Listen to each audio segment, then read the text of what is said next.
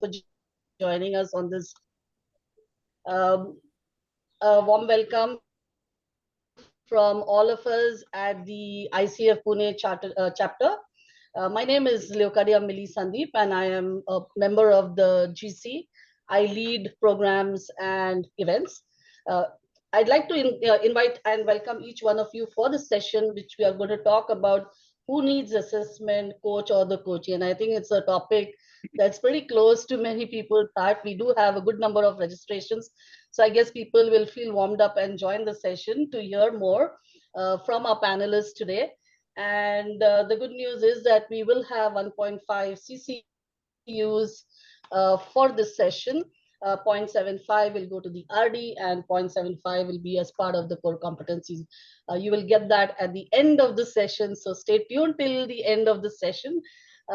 So let me talk a little about the and invite our moderator for the session. Our moderator for the session is none other than Venkat. Venkat has a rich experience as a corporate leader, has been a business leader. He's been an MD and CEO of many organizations. Has a good experience of about 33 years. And then finally, in the last 8 years, decided to move into the coaching world and has been doing phenomenally well. In terms of some of his pedigree, and I'm just going to read that out, Venkat, because I didn't want to miss it out. He is a PCC. He has completed his postgraduate program in executive coaching by the Coaching Foundation India. He's also a certified executive coach, team coach, and global leadership assessment, which he's done by Marshall Goldsmith. He's also a certified global leadership coach by Global Coach Group, certified in Thomas PPA systems. So I think the overall experience certification just made us pick you up as our moderator for the session. But I think it's also bringing in the experience as a leader, as a coach, and what more than to talk about some of the tools and the assessments that we are going to be using. So Venkat, I'll hand over to you. I'd request you to introduce all our panelists and we can deep dive from there. So thank you once again and welcome. Thank you, Millie, and thank you, ICF Pune chapter, for giving me this opportunity to moderate this session. I'm privileged. Let me introduce the three panelists who are present. Let me start introducing Prasad. Prasad is the MCC, and he has more than 30 years experience as a facilitator, consultant, and executive coach. He's a CEO of Empowered Learning LLP. And his passion is coaching. He helps executives and their teams to transform the way they think. He is the founder president of ICF Pune chapter. And he's married. His wife is a dentist and got two sons who are grown up. He loves to play golf, travel, and has deep interest in working with different cultures. That's briefly about Prasad. And let me introduce the other two veterans in this coaching world. Jayashree. Jayashree is a MCC. She's the current president of ICF Pune chapter. She's got more than 20 years experience in applied psychology and people development space, and more than 5,000 hours of individual coaching practice and more than 2,000 hours of team coaching practice. Very enviable number of hours of coaching practice. And she's certified practitioner of many assessment tools like MBTI, FIRO-B, Thomas Skillman conflict inventory, 6-second emotional intelligence, and a lot of indigenously developed tools like Dr. Uday Parikh and Dr. Pradeep Khandwala. Welcome, Jayashree, for this panel discussions.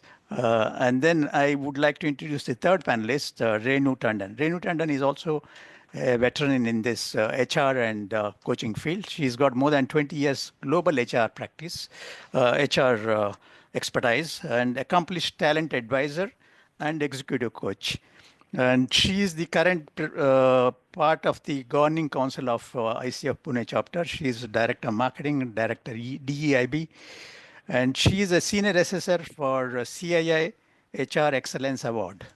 And she conducted more than 15 plus assessments for top Indian companies, global companies like Hindustan Lever, Vedanta Group, L&T Companies, and Chrysler.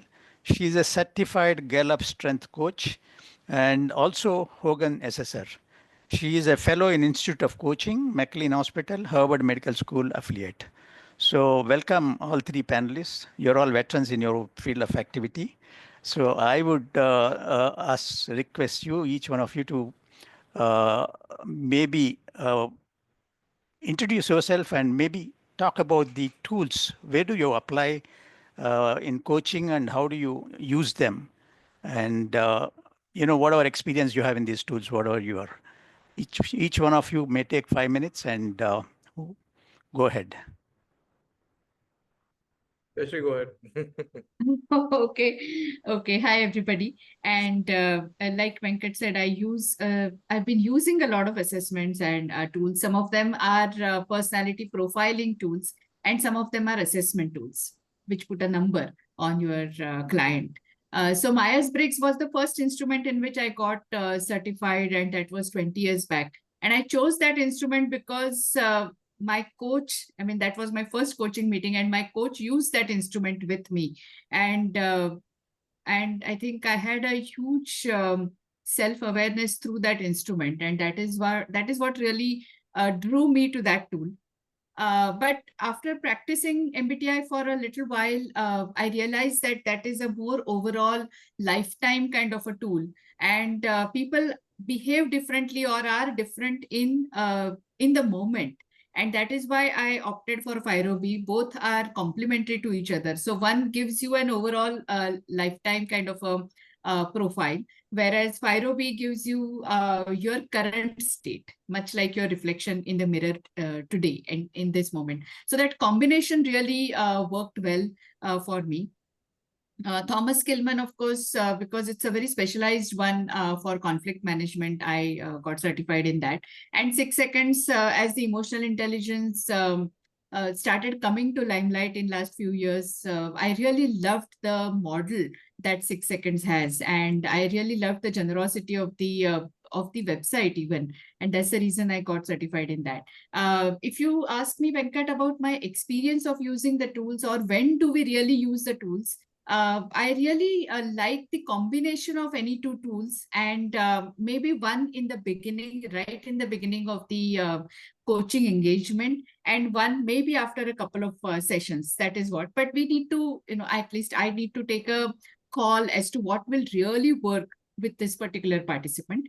And tools combined with a 60-degree report, that gives a very solid, almost like a 360, hall of mirrors for the participant, and that becomes a very good ground on which they can set goals for the coaching engagement. So that has been my experience.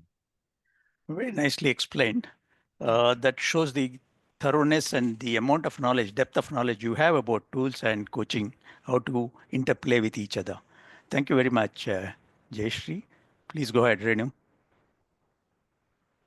Okay, so this is going to be high pressure. I've got two legends from the Pune chapter on the panel. My journey with Gallup didn't start as a coach. I took the Gallup assessment many years ago. Somebody gifted me a book with a code, and I took the assessment, and it gave me my top 5. Obviously, as a consumer, my curiosity was piqued, and I wanted to know more about it. And I went and took the assessment, and I got a report.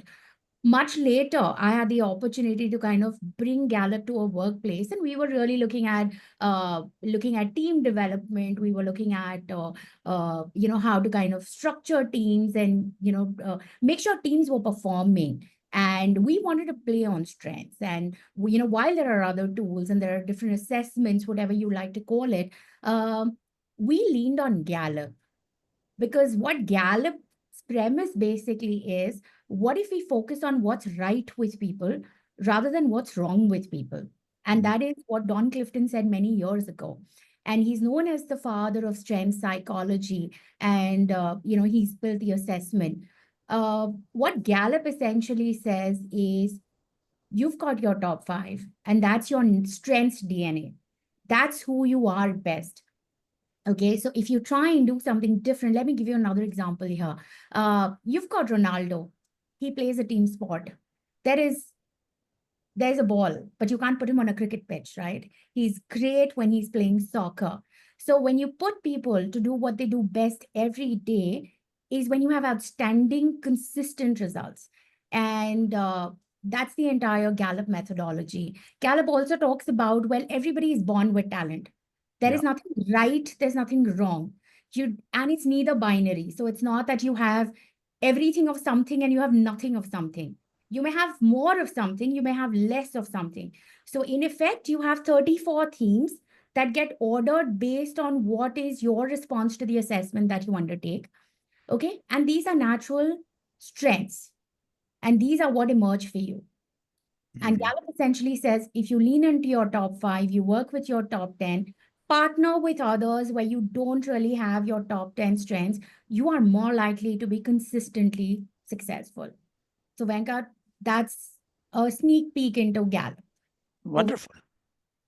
The focus of Gallup is on the strengths, whereas the MBTI is on the personality. Let's hear from Prasad.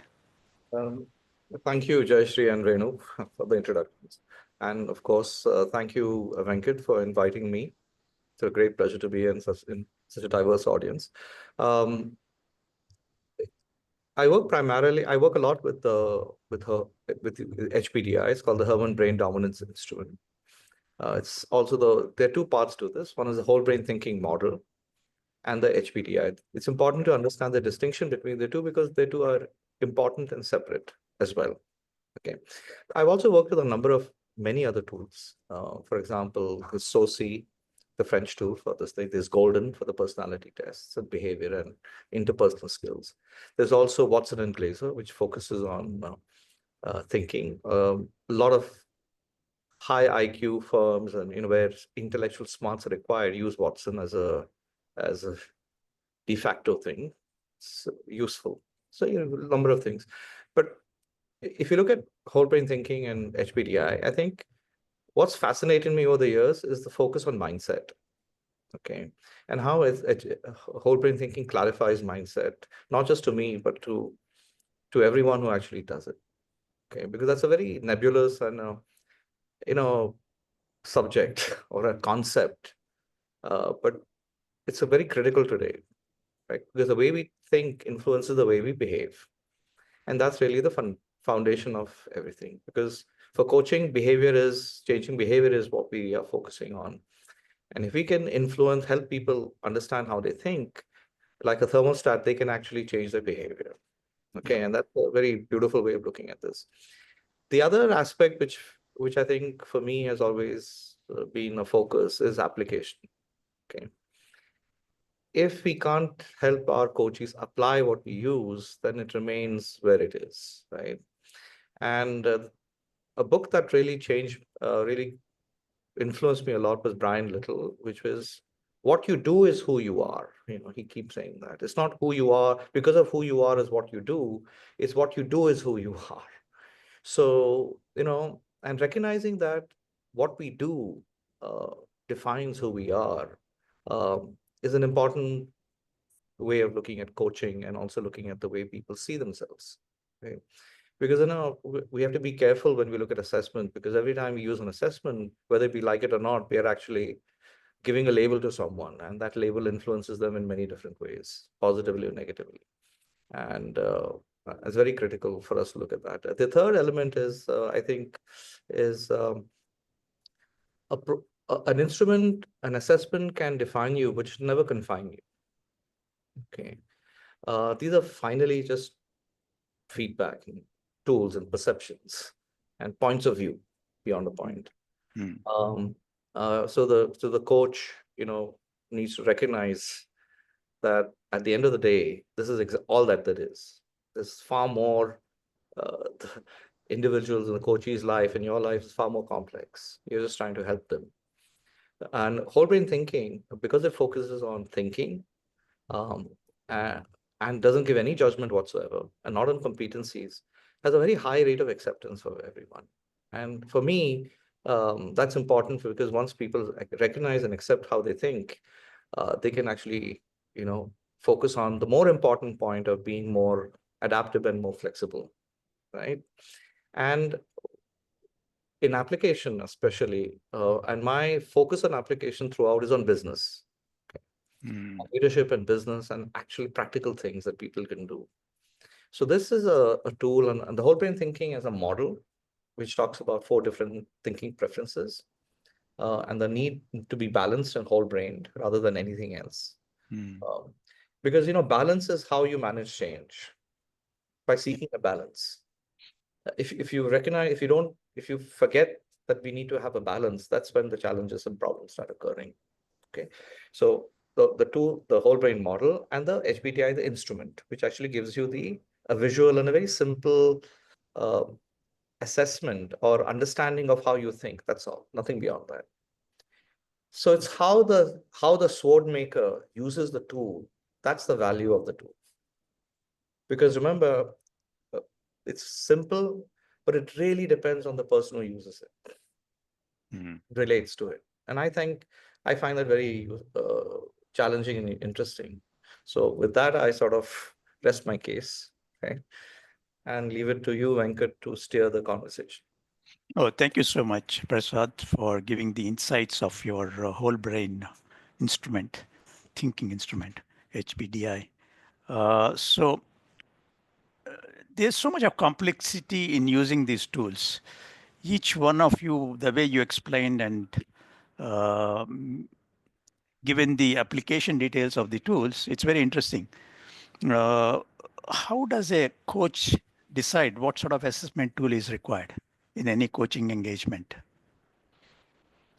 As per my experience, the simple tools like 360-degree feedback is good enough to start the coaching assignment. And Jayashree said that initially she will use some tool. In between the way, if required, she'll use another tool. And it shows, it's like putting a person in the hall of mirrors. Many times, this may be too overwhelming. When I get into a hall of mirror, seeing so many images of mine, I get confused. So how do you recommend, what do you recommend to coaches, how to handle such reports and also to the client? Excellent question, Venkat. And yeah, I mean, it might get overwhelming, it might get confusing, and sometimes coaches may get attached to the instrument that they're administering, and so on, right? So many things can happen. So I think first and foremost, each one of us over a period of time develops affinity towards a particular instrument because that instrument speaks to us, and we find value in that. And once we find that our coaches get value from that instrument, the value further gets reinforced and we start using it or recommending it more and more. So for example, for me, I first use the typing, which is the MBTI, and it is not necessary that I use the MBTI instrument. In fact, on my journey to mastery, my affinity to all the instruments really kind of melted and I almost don't use any instruments now. But if I were to, then I would use a profiling instrument first, and a softer instrument like MBTI or even Gallup for that matter. I'm calling it softer because it plays more on strengths rather than what's wrong with the person. The acceptance level of the client is much high because we also need to remember that initially chemistry between the coach and the coachee is just setting in. And that is when you want to use a rather safer instrument for which there would be higher acceptance by the client. And once you are into it, and maybe after a couple of sessions, when the when the bond is strong, then a hard-hitting instrument like Fyrobi, I mean, I would call it like Fyrobi shows you the mirror like nobody's business. So if you want to use a hard-hitting instrument, use it slightly later when the relationship has settled in. That is what and at least I do. Sometimes it is conflict that comes up as the most important issue that the person might have, and then I might use a Thomas Kilmann. Sometimes the 360 points towards lack of emotional maturity or lack of being able to handle themselves. Then an emotional intelligence instrument could be used. So the second one is more attuned to what the client need is, emergent client need is. But the first one for me is Myers-Briggs. Hmm. And sorry, just to finish, to answer your Yeah, question, yeah. I think integrating the different data that comes in from different instruments is the art.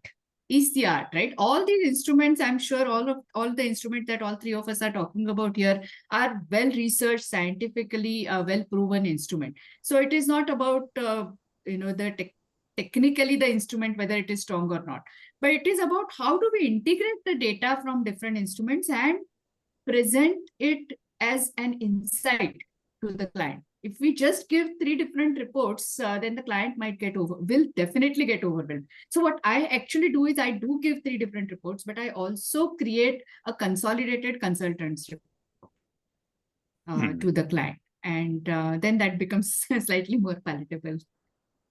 Yeah, I'm done.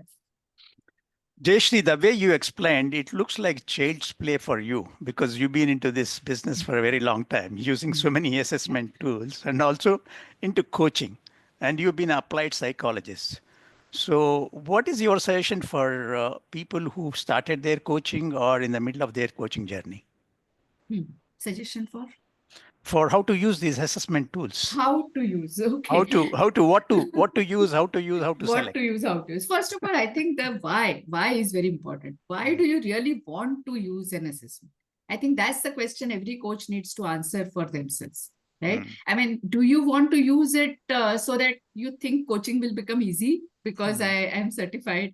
Do you want to use it to understand self? I think that is, I also want to highlight one fact that when we take up any instrument or we get certified, I think we understand about ourselves even better. So I know because of my MBTI type, and I'm not blaming it on my type, but I understand that because of the type that I have, I did have challenges in fulfilling certain competency requirements for even ICF certification. So I think it is not just about understanding others, but also understanding self. So first understand why do we want to use it? And then what do we want to accomplish? What value do we want to really create for the client? I think that is another question. I would say, please play with different instruments and see what resonates with you. Then comes the commercial angle in terms of what is the instrument and the certification. Everything is going to cost.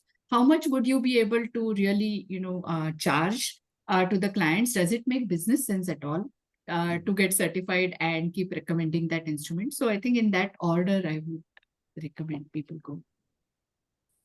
Yeah, it's like, you go to a doctor and he offers you various diagnostic tests, and you go through all those tests when you go for a medical examination. At the end of it, maybe the problem what you have may not have been detected. For example, I went for a diagnostics test and they checked everything, and finally they said, everything is fine, you have no problem. Then I said, okay, you're not checked my B12 and D3. Why don't you check it? When they check B12 and D3, it is lower than what is required. So I had to go through medication for B12 and D3. So such confusions happen in diagnostics also when we go to a doctor. And that's a fear what most of the coaches have when they go through these coaching assessment instruments and the results. That is why many lab reports also have that line at the end, right? Please confirm with clinical evidence. Yeah. And that is what we need to do as coaches. Yeah. But do you think that it's possible to do coaching without any assessment tool? Are you asking me? Yeah. Oh, yes. I actually don't use any instruments now. Yeah. As we become more experts in coaching, we don't really use them based on our own ability to ask creative questions. Yeah. That'll help us. But when do we really use these assessment tools? I would invite Renu or Prasad to. Yeah. Okay. I'd like to build on to what Jayashri was saying. Context is very important for me. I think understanding the context, the coachee's context, and if it's corporate coaching environment, the organization's context deeply, intuitively is very important. Okay, because uh, that's where you're really, that's the playground where you're working with, in the context. And therefore that's one. And for me, if you to look at which instrument to use, okay, that will be driven either by the client or by the problem statement. Okay. It's always, I think it's really important to define the problem statement, especially if you're in corporate or organizational coaching. What is it that we're trying to do here? What is, first of all, is coaching the answer here? That's the basics. If coaching isn't the answer, then you say, no, sorry, coaching isn't going to work here. It requires a much deeper intervention, a more clear intervention in terms of capability building, skills. You need a facilitation. Second, if coaching is the answer, then does coaching need to be augmented by anything? Right? Now, the question that you asked, and the question is, yes, this is where I work, in the area I work. So I could suggest this. If not, I can suggest someone else who can do this. Okay. So willingness to see the instrument as a assessment, as independent of your coaching is important. Because at the end of the day, we need to suggest the client what is required, not you have 5 arrows in your quiver and that's all you'll use. Okay, that's not how it works. Your standing with the client increases significantly. Okay, right? That's one. The third, coming back to what the discussion was, is that the coaching instrument or the whole assessment, again, is simply a point of view. Okay. You can't fall in love with the instrument and you can't say that the instrument defined. The value of the instrument, of the assessment, if you're really good at it and you understood it, is it provides a structure for the coachee to communicate with you and others in a very efficient way, right? That's all it is. Yeah. Yeah. If he accepts that structure and language, then it becomes easy. Because remember, the communication between the coach and the coachee is a significant challenge. Yeah. Right? And we tend to underestimate that. Okay. So therefore, the coaching conversation is at the heart of everything, not necessarily, the tool per se. Right? So the flow has to come from the flow. The way it flows is the coachee's requirement needs, the organization requirement needs. Is coaching required? If not, what else? And what's the problem statement? What do we need to do here? Okay. So our breadth and understanding of different assessments is important, not necessarily the certification on one. And then, of course, the business angle that comes later. Yeah. Interesting. With your breadth of experience, what you have, you're very wisely using these tools depending upon the context and situation. And as you rightly said, what is important is the coaching context and also what is required, the coaching agenda. Based on that, you need to take a call whether to use an instrument or not. And these instruments are used not only for coaching purpose, for any other development and also training purpose, for skill training and any other context. My question here would be from the coaching point of view, once you have an instrument with you, is it going to affect your coach mindset? Remain open and flexible and try to dig in and understand the coachee better rather than just getting swayed away with the instrument results. Maybe Renu has a point of view. Sure, Prasad. Venkat, I think great question, and I'm going to lean into what Jayashree kind of said earlier. So when you're looking at any assessment as a coach, I think the very first step is your personal assessment, your development, understanding what's showing up for you, where you could possibly be projecting something. And I think as you grow and experience as a coach, and as you kind of implement an assessment, you're very conscious of it. And that really stays out of the room. I think, again, to build on what Prasad said, there are 3 different identities when you're going into coaching, right? There's an organization, and that's where I'm wearing my HR hat. There's a reason a particular instrument or an assessment has been chosen because it fits in with a larger purpose and a perspective. then is the individual, and then you come in. And coaching over a period of time has evolved. So 10 years ago, if you looked at coaching, as HR, if we brought in a coach, majority of the times it was more remedial. Can you try and improve performance? Can you try and see if this person fits in the organization? More from a fitment perspective, stay perspective. Coaching today is more future focused. It's more performance oriented. Is this person more likely to be a leader? Or if this person is identified as a leader, how do we make sure this person is more likely to succeed? In context of teams, it gets even more complex because then you need to create a shared language. The shared language, like in Gallup, we talk about the language of strengths. Okay, let me give you a very simple example here. If you have someone with a very dominant input, it's one of the Gallup themes, in a top 5 on a team, while you may have exceptional data insights, you're more likely to miss out on your team deadlines. Okay. The rest of the team then rallies around and makes sure that there's enough support or there are enough milestones created to make sure the team deliverables.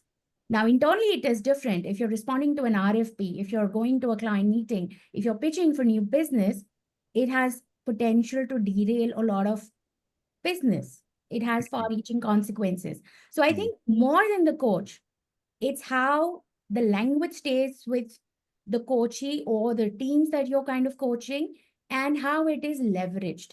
More than pulling you down, it's how you're more conscious of it and how do you make sure you don't overuse something and you're conscious and when do you dial up and dial down. Hmm. So you can use it based on the need and based on the application, based on the context. That's It's very always, clear. yeah, it's always context, subtext driven. It's Yeah. nothing to do with, this is flavor of the season. This is what I would like to do. I saw Kalpesh raise a question on Hogan. Hogan is typically used for very senior leaders. And, the report is extremely nuanced and there are a lot of finer aspects, which are more restricted to the audience. You're not going to go and flash a Hogan report in front of a larger group. However, when you look at Gallup and Gallup actually has a tool called a team grid, where the team will plot their individual strengths and go up and say, okay, this is how we stand as a team. Just like a sports team, it's somebody's a quarterback, somebody's defending, somebody's at various different positions. So I think context and subtext is very important and why you're doing it. And to Jayashrie's point, there are situations where maybe one assessment may work. You may build on different assessments once you've matured the process, you've seen some impact and results, and it kind of plays at very different segments.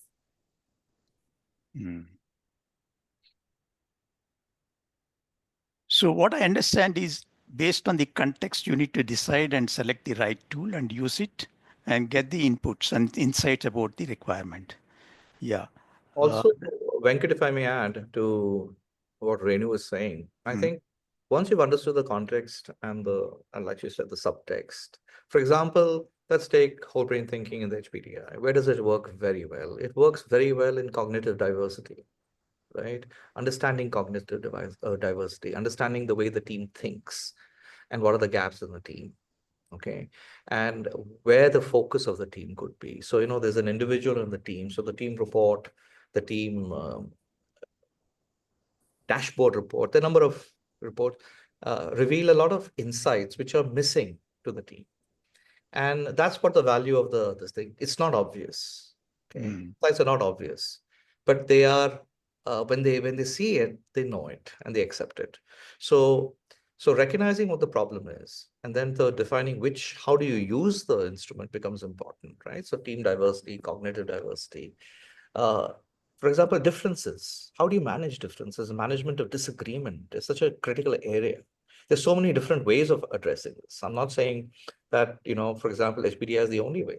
No, there's so many different ways of doing it. Okay. And therefore, it's important to recognize that no instrument replaces the other. It only adds on to the other value. Okay. So MBTI, for example, focuses on personality. Whole brain thinking HBDI focuses on thinking. So, both go hand in hand. Correct. Right? No one replaces the other. Okay.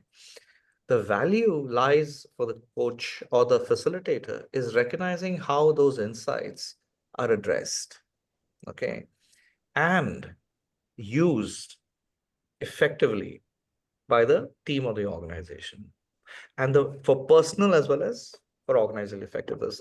Eventually, everything is personal, right? Everything is about self. It's the who that's most important. And my suggestion to everyone, I mean, whoever's used, if the instrument doesn't touch the who, then be a little careful, okay? Because it's going to have a limited shelf life. But if it does touch the who, then I think it's going to help you throughout. Mhm. Who you are is very important. Yeah, I understand what you're saying, and it depends on how you use the instrument. And there are certain limitations using each instrument, but we need to understand what are those limitations, which instrument is more effectively can be used in what context. That's very important. Now, I'm coming back to the coaching context. So, from the coaching perspective, what are the competencies which will interplay with the assessment results? So I can take this up. Yeah, please. So individual coaching, especially, Mm. uh, I found, and as I said on my journey to mastery, I found that my biggest strength, which was the instruments, was also becoming my biggest threat to my recordings getting passed. And the Mm. reason for that is, see, like as you rightly mentioned, right, I've been in this assessment field for really 20 years. So more than, I think, yeah, more than 4,000 MBTI, more than 4,000 FIRO-B and so on, right? So I mean, while each profile, for example, in a FIRO-B is 1 in a million, if you've seen 4,000, 5,000 profiles, you've pretty much seen a lot of profiles. And so on the some of the coaching recordings, for example, or peer coaching sessions, I realized that while I was not giving any instrument to people, but while talking, I was mentally mapping them into a personality type, or a particular grid of inclusion, affection, control in FIRO-B and so on. And that was coming in the way of my coach presence. Correct? Because I've already created a frame for this person, and whatever that person is saying, doing, showing on their face is all, I'm either trying to map it to the frame that I have created, or I'm also internally getting surprised if it is not mapping to the frame. So my presence was getting impacted. And I, of course, nobody told me this because it was all my internal process, right? It was all, I was experiencing it. Nobody else knew it, knew what was happening. And when I realized it, I just said, I self-coached myself to really keep away that, because in some sense, it is also a judgment, right? I mean, when you are placing a person in a frame or in a grid, it is, in some sense, it's a judgment, and I was doing it. So I really self-coached myself out of that. And yeah, so to your question, both active listening as well as coaching presence, there is a danger of them getting impacted if the coach is not aware. Yeah. Yeah, putting into a grid, as you rightly said, and labeling them is one of the risks which we are having, and coach need to be very conscious about it. So, how does coach take care of these aspects, Prasad? Could you be more specific which aspects, Venkat, that will help? So, about getting into that judgmental. Coach can become judgmental based on the results of that assessment, and label the guy before he gets into the detailed, provocative questioning. So, how does a coach manage such situations? I think the most important work that a coach needs to do on himself or herself is know thyself, right? Okay. And that to me is an ongoing journey. So one of the biggest advantage we have as coaches is the opportunity for us to keep working on who we are, right? And that is separate from any instrument or anything else. Yeah. So, yeah, the instrument helps you. Mm. You constantly see yourself from the instrument almost every day. Okay. Unlike the Coachee, who sees it once in a while. But if you live and see understand it deeply, you see yourself. So you're working always on yourself, right? So so therefore you also recognize the dangers of why you might instinctively not like someone, right? Or be put off with someone for various reasons. So one of the things that you need, whichever instrument you use, we need to use the same language to tell ourselves, ki, this is who you are. And obviously, this is how the other person is. You may, you need to recognize why you might misjudge or, prejudge that person. So Mm. this has tremendously helped me over the years, actually, not only as a coach, but also as a human being, as a person, to be far less judgmental over the years, and also recognize where you judge people and where you, uh, you know, immediately form snap judgments, right? Mm. Uh, the whole process of being a coach is wait, isn't it? We don't form any judgments, Correct. right? At all. It's easier said than done, but the instruments help you in that journey, right? So wherever there's a dissonance, I tend to question that uh, before, you know, acting on it. Most of the time, I'm not saying I haven't. I'm human, so I do, make mistakes, right? But at least to know why I do that. For Yeah. example, in the language of, say, open thinking, for example, if you're very high read, you tend to be more people driven or people emotional. So, one of the things I've learned personally, if you ask me, is never take anything personally. Mm. Okay?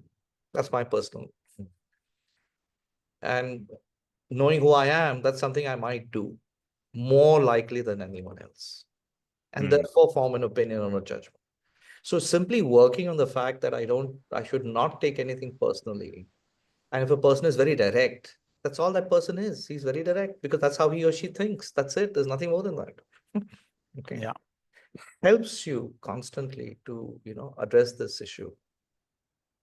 I hope I've been able to answer that question. Yeah, it's clear that what is important is being mindful what you are Yeah. and being mindful of what is going on at the moment and Yeah. being present, like Jayashree said, being present and listening actively is very important. And not to label, not to get, straight away based on the results. Coach. Uh, One of the questions which often comes up is there are so many instruments and so much corporate world is using. They use one instrument across the company Mm. without thinking what instrument is required for what purpose. So how does a coach explain them that this is not the best way of doing it? Okay, I, Renu, s- do you want to take it up? I think Renu would be the right person because his Hogan's is very popular now. Everywhere I go there, they say, I have already done the Hogan assessment and we have these results with you. You can use that for your coaching purpose. But many times I find that it may not be really required. Um, So I think Venkat, great question, and I think a reflection there as well. One is who am I as a coach to decide what the organization needs? If the coach has been brought in, there's obviously some thought process that's gone behind it. If you're working with multinational organizations, head office would have researched something, decided something. Budgets are at play. Like I said, in the context of Gallup, sometimes you want to create a shared identity and a shared language. If you want the organization to progress in a certain way, you want to kind of lean into something. The organization would have evolved on its practices, would have tried and tested many things. And an assessment probably fits into coaching, into leadership development, into talent management, into many different themes. Coaching is just one part of it. Second, to your point of everybody is using it, again, it's what level are we talking about? If you're looking at leadership executive levels, Hogan is very popular. And of course, it gives you very, very deep insights. There's also a B2C market for coaches, where a lot of work may come to coaches without the corporate world. And that's where maybe the coach can probably work or partner with the client or the coachee to say what is more likely to work or give insights. For example, an entrepreneur Yeah. somebody who's starting his or her own business or is probably looking at growth is as good as a leadership in a corporate world, right? Because you have a P&L responsibility. You're looking at growth, scale, etc. So I think you have to look at, going back to what Prasad said, context. And as a coach, the way we deal with strong client emotions, the way we look at, unknowns, it's all about input.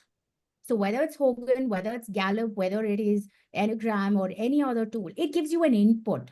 And Mm. it's what we do with that input in the larger context of your client's role, the organizational ecosystem, or the larger impact that the engagement is expected to kind of deliver.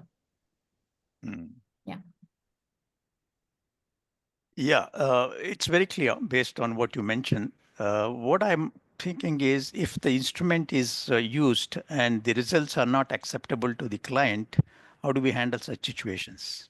So, Venkat, I'll again wear my HR hat here. What Mm. typically happens is, and again, leaning into maybe a Hogan, you've probably identified your top talent pool. You probably have your successors identified, and that's purely based on performance. Numbers have got crushed, you've gone and busted your quotas, achieved everything, and you are logically seen as a successor. And then when you want to look at developing potential, you lean into an assessment, and the assessment gives you very different results. Exactly. Okay. Again, there's a perception. The perception is, okay, we want a particular person to look a type, and this person looks different from Differently. that perspective. I think there's that element of education where, there is no right strength and wrong strength. There is no right value and a wrong value. Okay. It's more likely about who would probably take more time. And probably there is more to do with personality, again, situations, things like that. And that's where some amount of education is also required. Mm. And then what you look at is if a particular leader, okay, you're not going to promote somebody just because the Hogan looks different. You will Yeah. look at how do I manage that? So how do I create a larger ecosystem or surround this person with people who probably lead with the other themes or other strengths? Okay. So that collectively they are able to do it. Because what's to say that the next person that you have has it all, because nobody is going to have 100% of everything. It's Yeah. 100% that's got divided into many. So you will have more of something and less of something. So there's an element of education, there's an education of conscious development, and there's a larger ecosystem of surrounding the person or practices with it. I Mm. hope I've answered that for you. Yeah, that needs a lot of maturity and experience while deciding anything. That's very clear. The challenge here is uh, if the instrument is going to influence the decision making, then the problem is. Otherwise, it's fine.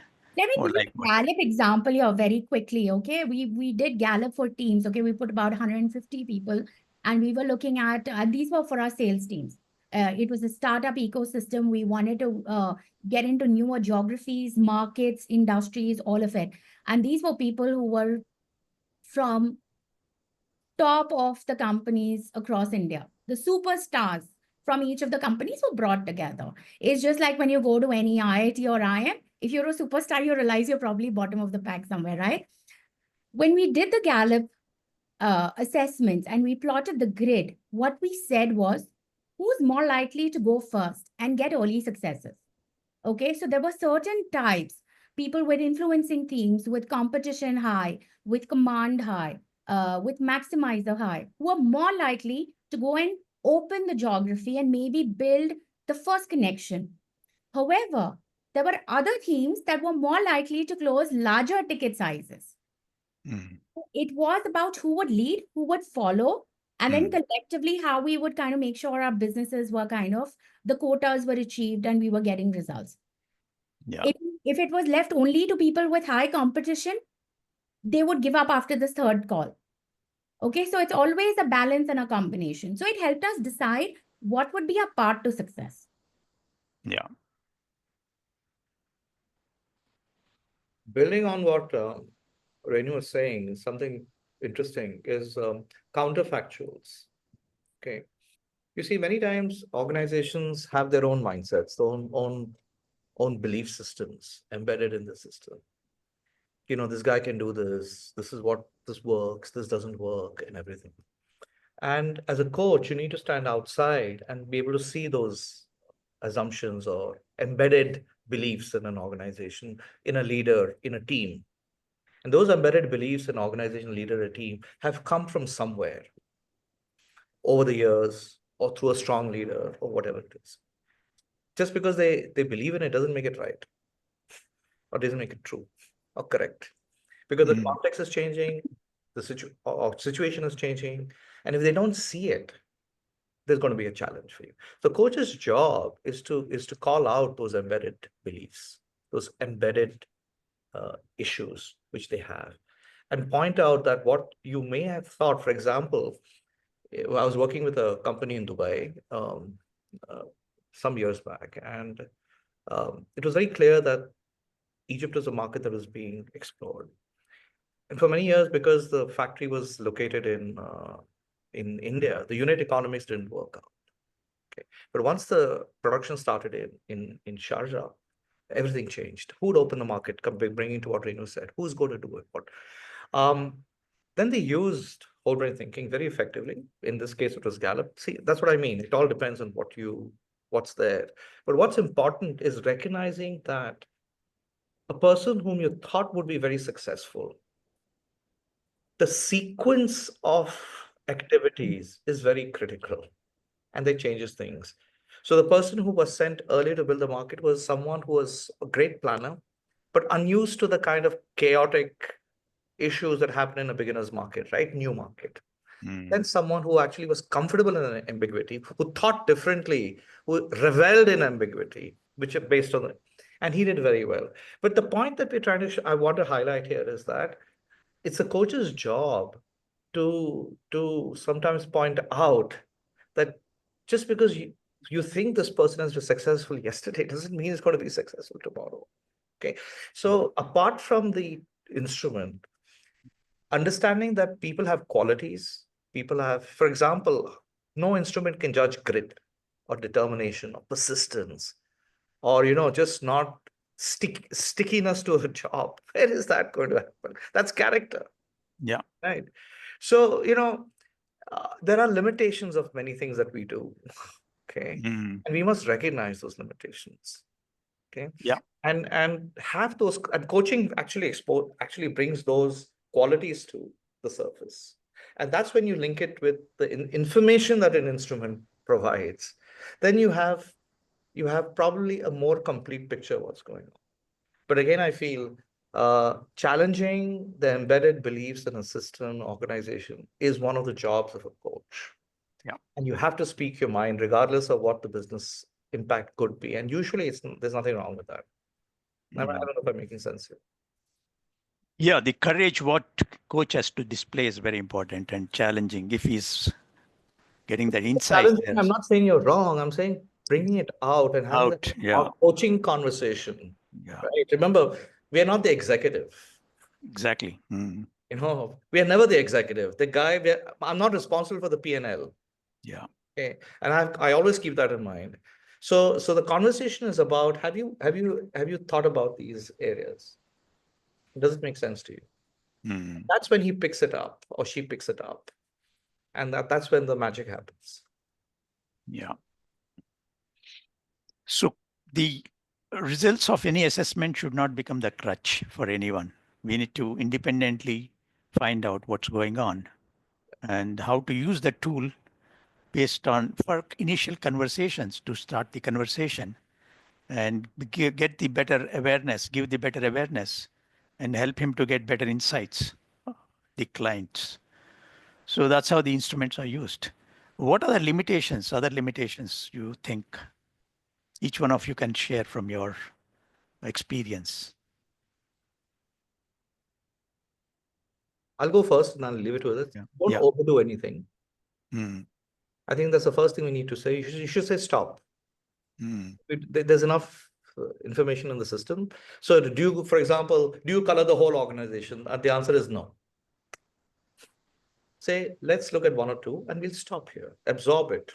Yeah. And let the leaders drive it if they want it. Mm. Okay. And the second thing is you must get yourself out of the system as fast as possible. Don't see yourself in a 5-year, 10-year engagement. I wouldn't personally. Because the job of a coach is to make yourself redundant. And I think that's something that's been right from, the stalwarts of coaching have always sort of said, don't build coaches for life, right? Yeah. Because then you're a crutch. I mean, you're everything else, but you're not a coach. You're a trusted advisor, conciliary, whatever it is, that's fine. But that's not coaching.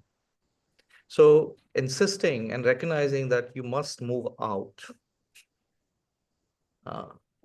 And therefore, don't overuse any instrument. Don't overuse any instrument. You need to be judicious and based on the need, like Jayashree said right from the beginning. Based on the need, you need to introduce an But instrument. you should desell it. So why do you want to use it now? Yeah. Yeah, ask them why are you so insistent to use it? Don't. And then they will respect the instrument more, and they'll respect the coach far more. Yeah.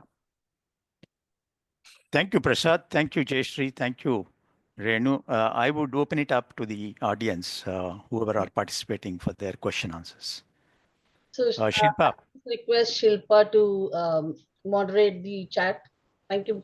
We have a question Kalpesh has raised, where he says that sometimes organizations ask for a commercial plan before itself, and then if there is a change in the business case and you want a different assessment, then how do you deal with that situation? So, anyone who would want to take that up?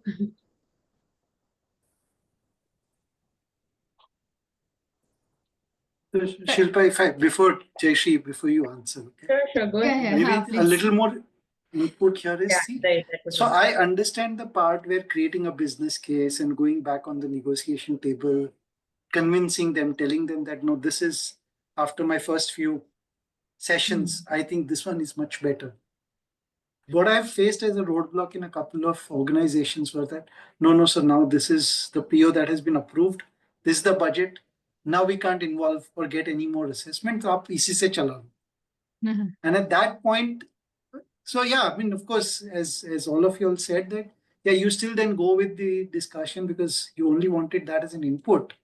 But if there is a situation like this and you've dealt, I thought I'll maybe just take a reflection there. So if I've understood it correctly, and I'll just try and answer your question, Kalpesh. I think first of all, even when you propose a commercial plan, even before that, you must be doing at least some discovery, right? With the Yeah. organization.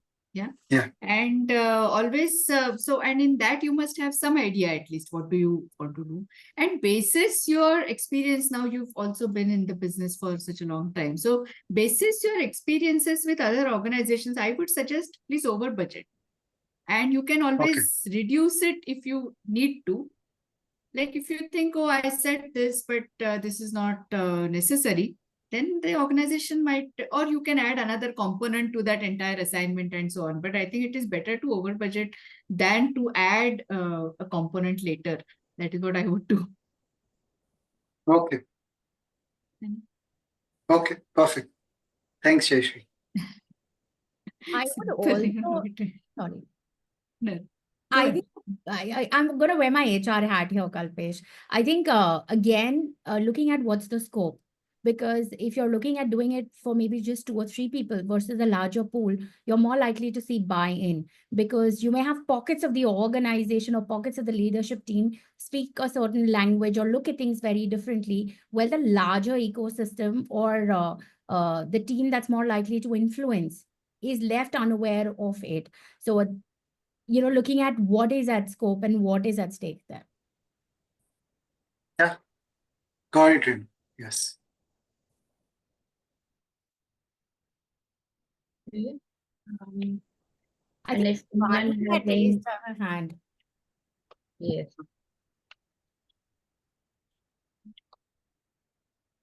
Oh, Like- discovery. Yeah. I don't see any hands raised now, but if anyone wants to go ahead. But there was a question, I think, no? Yes, there was one question by Kshitija where she was asking Hey, about. Raja, just the latest one. Can you elaborate on the discovery part? Do you use any assessments or tools? If you are asking me, Raja, at least in the discovery phase where we are still just understanding, and here I'm wearing a consultant's hat. A coach may not have the liberty to have a lot of discovery meetings, but as a consultant, one does have the liberty to actually have those discovery conversations in terms of what we've been talking about for all this while, right? What is the context? What is the past, what is the present, where does the organization want to go, what is their purpose of inviting you, what is the purpose of the intervention, and so on. What would be the success measures, at least the first cut success measures? Otherwise 6 months down the line they're going to come back to you and say, oh, but we didn't see any impact. So what are going to be the success measures? Who are the key stakeholders? Where do they want to see the impact, etc.? So I think a general coaching conversation would also work very well as a discovery conversation. We don't need any tool for that.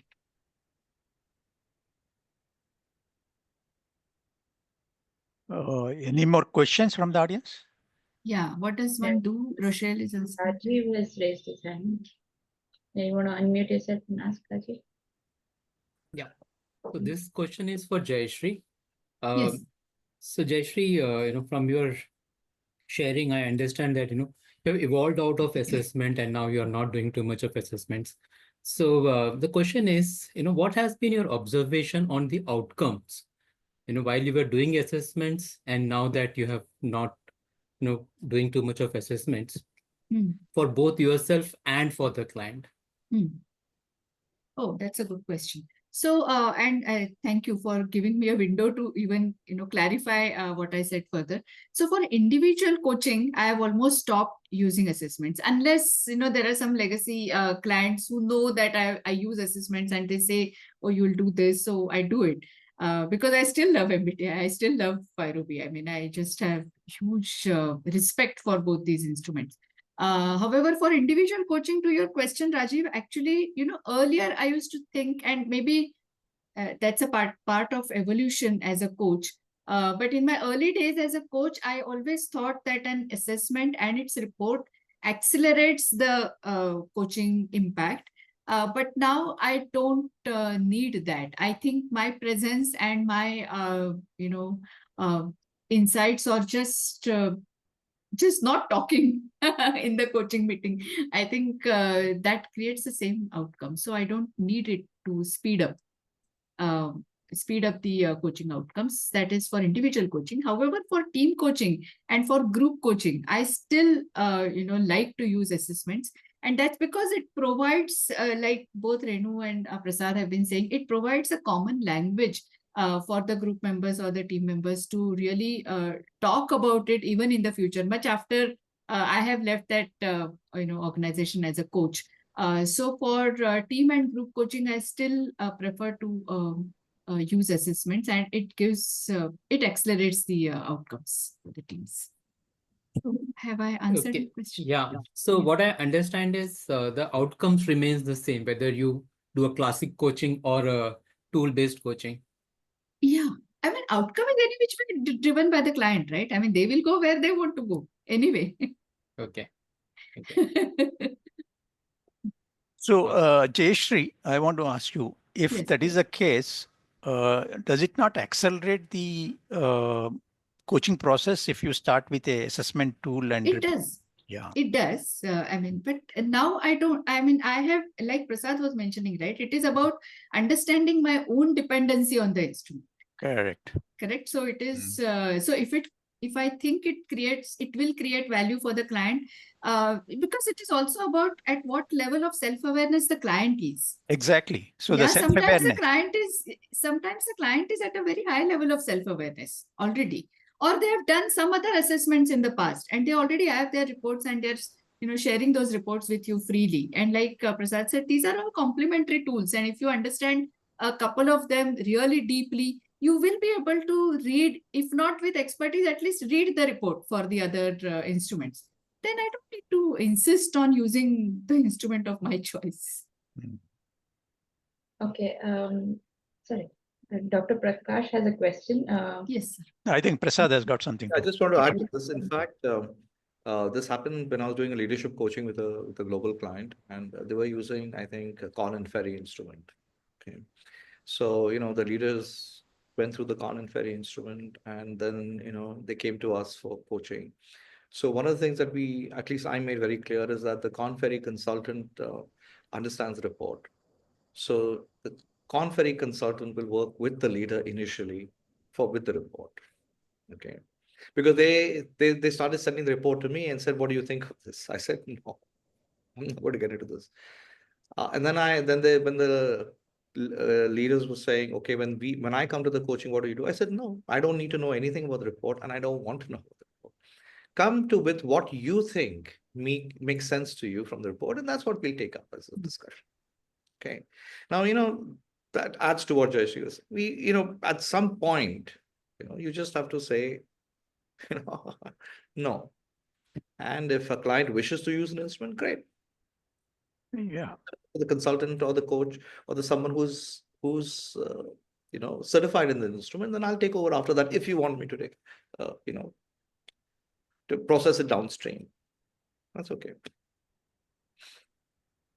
But there Yes, are some Dr. cases, Prasad, where the corporates do this assessment test, but they don't engage these assessment practitioner to debrief Good for the point. commercial reasons. How do you handle such situations?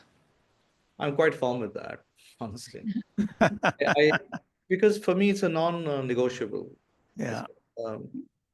Yeah. I never do it if I'm not. For example, there was a whole case of Hogan, Yeah. briefing. I said no. Hmm. I mean, either you hire a Hogan practitioner, certified practitioner to debrief, or you can't send me the reports and then. I mean, what is the whole point of doing this exercise? Exactly. Hmm. Um, so the answer is that if you want to do it we'll do it by ourselves. I said you're welcome to do that. Hmm. It's your report, it's your money, and you've invested it. Nobody's going to stop you. It's not, but don't start using it for applications where you're not certified. Okay. At the end of the day, we can't stop them even if they want to do it. I mean, there's no law against it.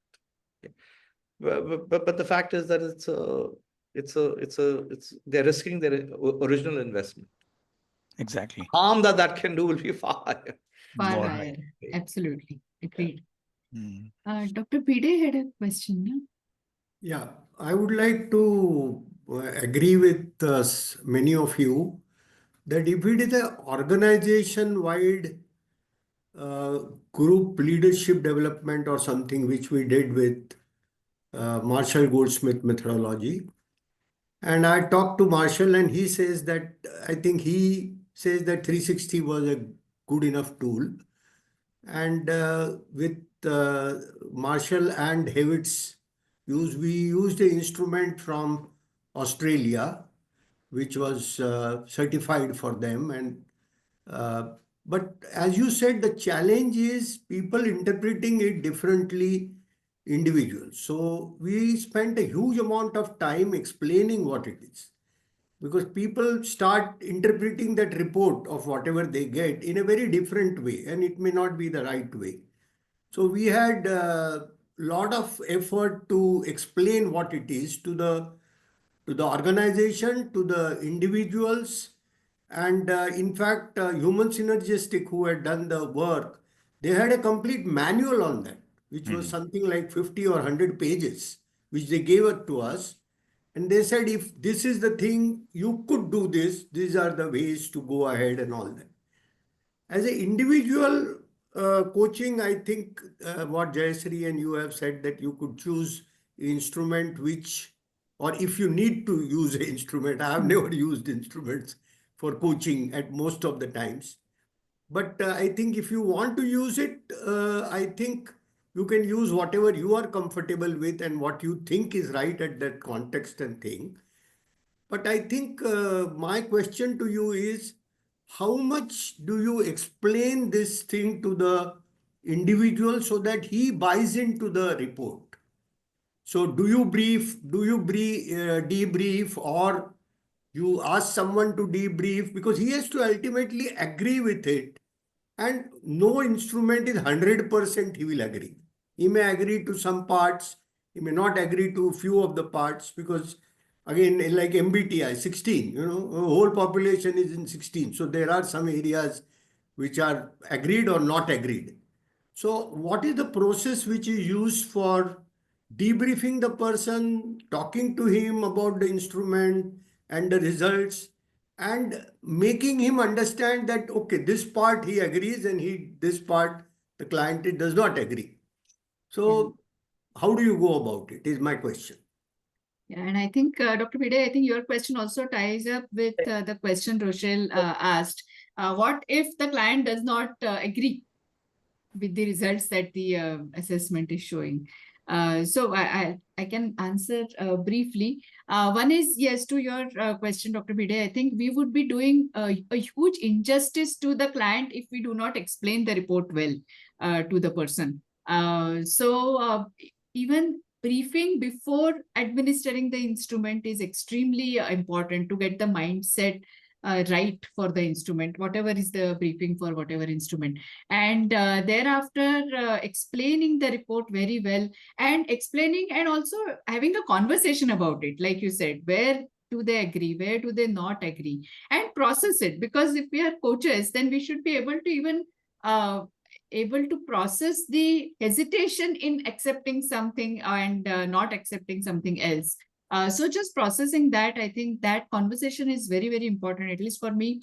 If ever I administer, let's say, an MBTI or a FIROB, it actually, I ask them to block 60 to 90 minutes for just the report debriefing meeting. And to answer Rochelle's question, what if the client does not agree with the reports, right? So one is, I think my disclaimer always is that no instrument can explain a full person, right? About 75% agreement is what we are looking for, because 25% is their originality, like Prasad said, right? Their character, their upbringing.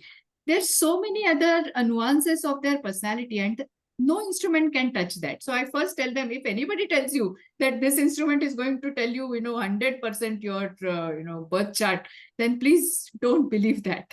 Please do not believe that instrument, and nor do I propound. So that 75% agreement is what typically people are able to reach. On top of that, Rochelle, once it has happened that a person completely rejected, once the person rejected to take the instrument in a group setting, they said, oh, I don't want to take the instrument because I don't believe that an instrument should tell me who I am. Fair enough. And the person sat out of that entire session, because then I said, then you can't sit here as an audience. You can't watch the fun while 15 others are getting their results, right? So we give that choice, because we are not here to sell the instrument. We are here to make a difference to the person. So if the person is not comfortable, then we leave it. See, I did something like 5,000 disk profiles up till now through Thomas over about 15, 20 years. And we did it for many people. And most of them were comfortable to about 75-80%, including the CEOs who came into our company.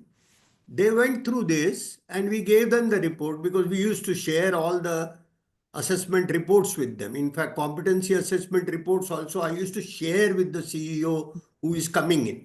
I mean, not one who is not coming in. We never used to give that because it may give a different. People kept on asking, if you have assessed, give me whether I'm selected or not. I said, no, I will not be able to give you as a company policy. But if you come in, I will give you all the reports. I will explain you. And in case we find that in disk, we will discuss, after discussing, we find that some things you are very strong on and some things are not. And then if you agree to that, we will give you support in that. And they very much appreciate it. Though it was not a coaching, we said we will give you support. If you're not organized, we will give you someone who will help you to organize your work. Because you are good in everything else, but in organizing or something, your small work, you are not very good, or XYZ. So I think it has to be used to help the person to succeed rather than labeling anyone or putting him down. Mm. Sorry, I think Sure. So I I will think leave it with that. Shivani had raised her hand, but she's Shivani, are you still there? She's on our Yes, video. Yeah. I am there. Hi everyone. Thank you for the beautiful discussion and all the amazing insights that you all are bringing in. I just wanted to add a small incident wherein I was coaching somebody. They had the assessment report, and according to the organization, they were debriefed already. But when the coaching started, I had the sense that the person has not understood what the report is. So I took the permission and I invited him how to go about it. Should we debrief it first, or another thing is should we go away along with the coaching? And I decided somewhere in the mid to see whatever is coming, how much its resemblance to the report, and does he want to explore it?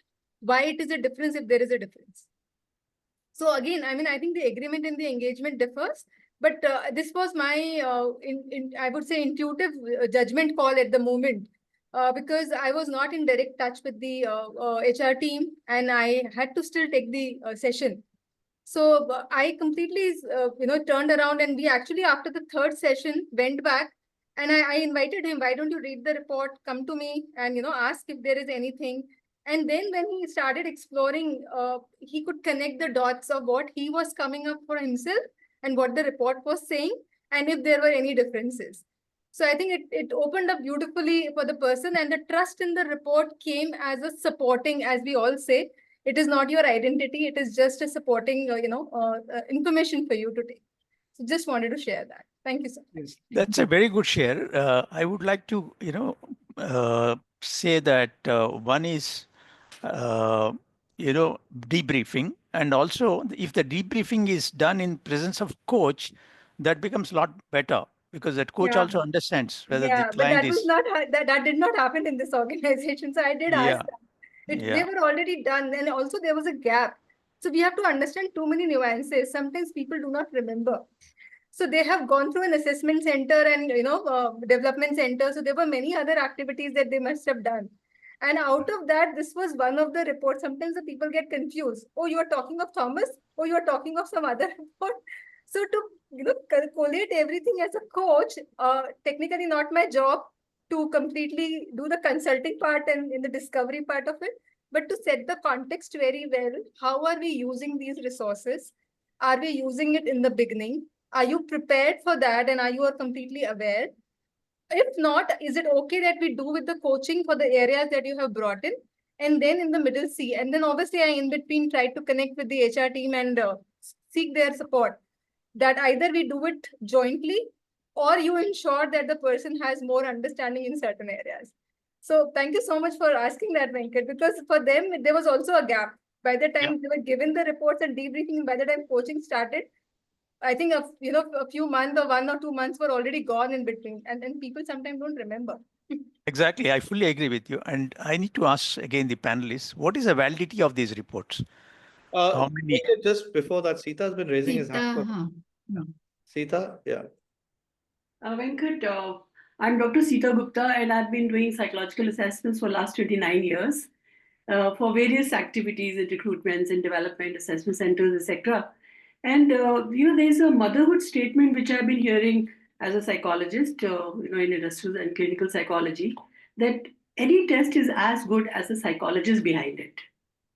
So since people from HR and MBAs are using it, so any certified person who is using psychological test, his own competence will impact how test is used, interpreted, and seen in the context of the coachee. So one statement was that, and of course it was wonderful learning from Jayashree and um, Renu and Prashad. All the comments were wonderfully taken by me. That our presence is affected, as Jayashree said. The presence is affected when we use a test. Definitely, it is affected. But I use test for mainly for a value test, which helps in creating greater awareness in the client in coaching process. Otherwise, I've used for other activities, but in coaching, I like to use a value test, which is very powerful. And then another thing, I want to read it out to explain the usefulness of psychological assessments in coaching by giving analogy of a waterfall. Assessments give a photograph of a waterfall, which is beautiful but static. Coaching process in the context of the client puts this photograph into action and brings the necessary dynamism. Wow, nice. So Very nice. I think this is where I use, psychological assessments in coaching. Otherwise, you can use assessments in a beautiful way, like how a medical doctor uses. That's all. Yeah. Thank you very much for hearing. Thank you. Thank you. Thank you. So I think in the chat box, we just have one question that's not answered, which is from Kshitija, where she asked, any insights on the use of Hogan and Enneagram instruments? So I do understand we've covered Hogan to the next thing, but any thoughts anyone would like to share for Kshitija? Renu? I think Hogan, like any assessment, we've spoken about it. Again, context, everything, who's doing the debrief. And I think I'm going to lean into a couple of previous questions here. Regardless of the assessment, there are two parts to it. There's an assessment and a debrief part of it, and there's a coaching part of it.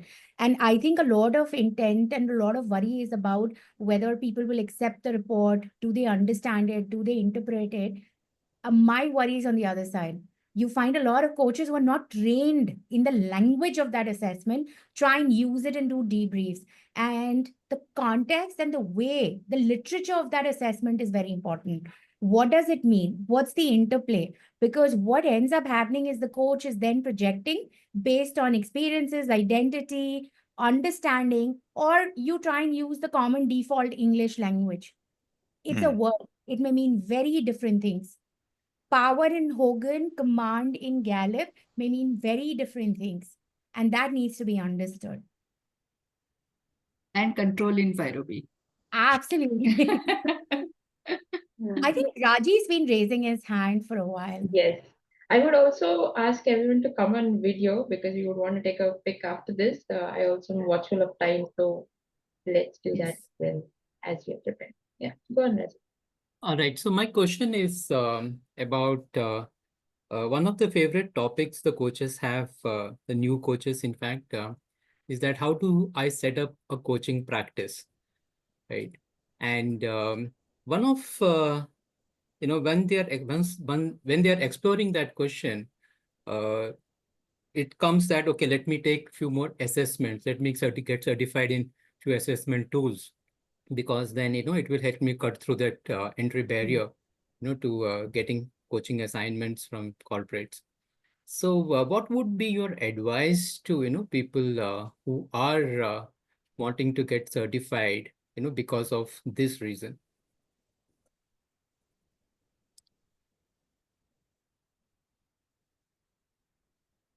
Prasad, you want to take it up?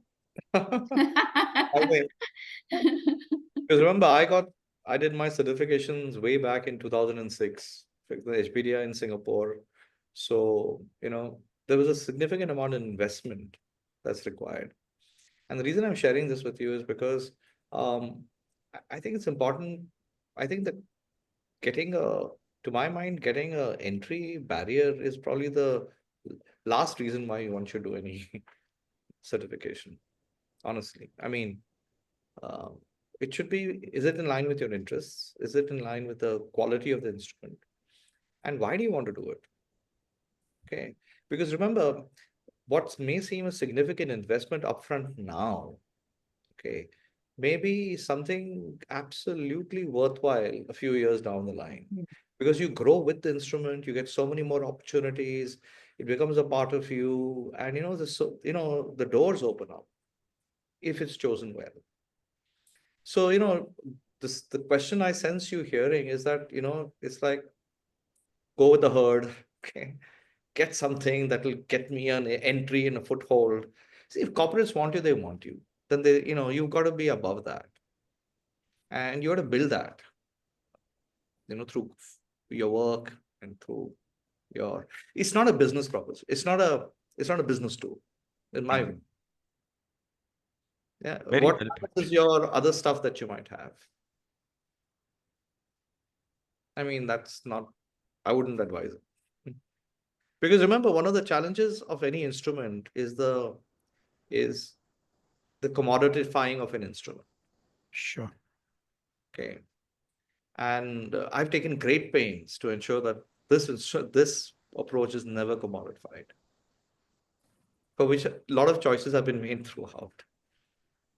But the one thing I don't want is the instrument to be commodified. Okay. Once that happens, then, well, then it's like, fine. Commercially doesn't make any sense for the coach. Rajiv, if I may also give some another practical angle to Yeah, please, please. So one is like Prasad said, and even I believe that we should just explore, and there is so much literature available. We should explore and see what resonates with us, what results do we really relate with, and then go for that instrument. That's the first one. Secondly, does it accelerate our business building? I think to an extent it does contribute to that, because there's a acceptance rate for new coaches. I would say acceptance rate for new coaches in the corporate coaching might be slightly more if you are certified in an instrument which is generally currently popular and you are good at. Also, instrument like Prasad said, certifications are expensive. However, if you really develop expertise in that, then you are able to command huge money for that. Because corporates don't pay for the price of the instrument. That they can also buy. If there is one certified person in their company, they can also buy the instrument. But they pay you for the interpretation. They pay you for the dots that you join with that instrument, right? And the value that you create for the organization. So if you are able to create that kind of expertise in that instrument, which you will if you really like it, if you really love that instrument, then it is also a commercially very good decision. I mean, over a period of time in last 20 years, I think whatever I must have invested in my MBTI certification, and that time it was much less expensive as compared to today. I must have reached at least 100 times of my initial investment. So, yeah. I'd just like to add on what Prasad and Jayashree said, Rajiv, and I think there are two parts to it. When as a coach, you're looking at the marketplace and the assessments and the investment you have to make. I think we have to answer the question, am I looking for the next assignment or am I building a career and a practice? So if you're looking at building a practice, it's going to add more nuances, more depth, not only to your personal development, but also to the repertoire of the depth of coaching that you can get into. Okay. If you have to look at it from the other side, when there's a marketplace and there are so many coaches, they will look at how to filter. So from a marketplace perspective, from an organization perspective, they will look at distinction. While you have your ICF credentials, your EMCC credentials, then you look at add-ons. So the marketplace is not going to change. It's how you influence. And I think, again, looking at where you want to specialize and build your expertise, you then kind of make an investment should you want to. Because if the role requires it, then it requires. You can't change the job description. Great. I think Shilpa, it's almost 8. Thank you so much. And I would request everyone to come on video so that we can take a quick pic and then I'll hand it over to Saurabh. But then do you want to remove spotlight? Yes, yes. Yeah, thank you. I'm like all set. Okay, I just need everyone to come on video and smiles on. Okay.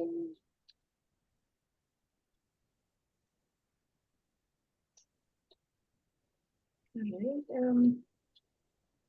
And Saurabh, you can go on. Yes, on your- wonderful session. Normally, I get exhausted in 30, 40 minutes, but I realize it's been more than 90 minutes that we have been having it, and we could have continued to have this conversation if, there was more time. So thank you, first of all, Prasad, Jayashree, and Renu for engaging us all with your knowledge and experience. And thanks, Venkat, for steering everything so skillfully. But of course, a big thank to Millie and your supporting team for organizing this for all of us. And when I say all of us, I should thank people who have joined us from US, Switzerland, Kazakhstan, and I'm sure many other locations that I'm not aware of. So thanks to all of you for making this a good learning event with all your participation and engagement. And I think I should also thank Myers, Briggs, Robert Hogan, Con, Ferry, I don't know his first name, but Ferry, and who else? Just say Thomas con, Wilkins. just say con, con, it's okay. Right. So Thomas, they yeah. have illuminated the path for all of us to walk on for ages. So we should thank them. We feel their presence even though they're not in this call. So with that, yes, thank you all of you. Have a good night, good day. And we will see you again in a session soon. Cheers. Thank you. Thank you. Bye. Bye for now. Bye.